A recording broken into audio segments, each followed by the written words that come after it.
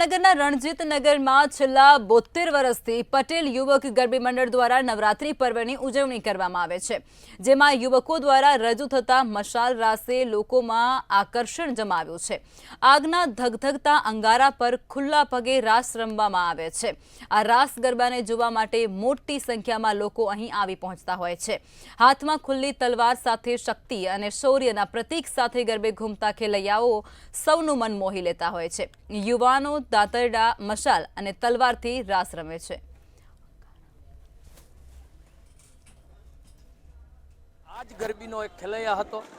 મેં પણ 20 વર્ષ ગરબી રમ્યો છું, પરંતુ અત્યારના સંજોગોની અંદર અત્યારે આપણી સંસ્કૃતિ જે લુપ્ત થતી જાય છે, તો આપણી પ્રાચીન સંસ્કૃતિ છે, આપણી આસ્થા છે, માતાજીની જે આસ્થા છે, એ આસ્થા ઉપર આજે તમે જોયું કે આ ખેલૈયાઓ છે એ અંગારા ઉપર રમ્યા।